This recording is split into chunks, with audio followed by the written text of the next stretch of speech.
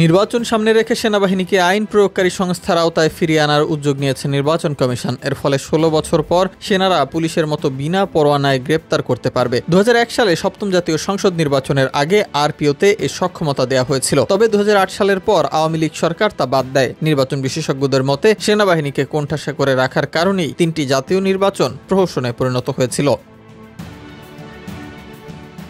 এ নিয়ে নির্বাচন কমিশনার আব্দুর রহমান মাসুদ বলেন, দেশের জনগণ ও রাজনৈতিক দলগুলোকে বিশ্বাস করে সেনাবাহিনী নির্বাচনের দায়িত্ব পালন করলে তা সুষ্ঠু ভোটের সহায়ক হবে। এজন্য আরপি সংশোধনের মাধ্যমে আইন প্রয়োগকারী সংস্থার সংজ্ঞায় সশস্ত্র বাহিনীকে পুনরায় অন্তর্ভুক্ত করার পদক্ষেপ নেওয়া হয়েছে। এতে নির্বাচনী আইন শৃঙ্খলা রক্ষায় সেনারা কারো নির্দেশনার অপেক্ষায় থাকবে না।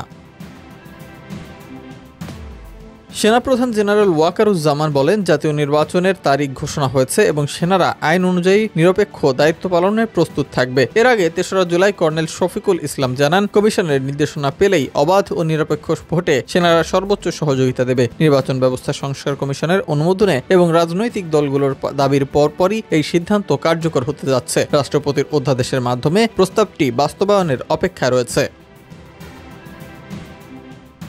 প্রধান নির্বাচন কমিশনার এএমএম নাসির উদ্দিন আসন্ন নির্বাচনে সেনা মোতায়েন বাড়ানোর আগ্রহ প্রকাশ করেছেন। বিএনপির প্রতিনিধিদের কাছেও তিনি একথা জানান। স্বরাষ্ট্র উপদেষ্টা জাহাঙ্গীর আলম জানান, এবার নির্বাচনে ৮০,০০০-এর বেশি সেনা মোতায়েন করা হবে। বিশেষজ্ঞরা বলেন, সেনারা মাঠে থাকলে ভোটাররা নিরাপদ বোধ করবে এবং নির্বাচন স্বচ্ছ হবে। দেশের সশস্ত্র বাহিনী জনগণের আস্থার প্রতীক হওয়ায় এই পদক্ষেপকে গুরুত্বপূর্ণ উন্নয়ন হিসেবেই দেখা হচ্ছে।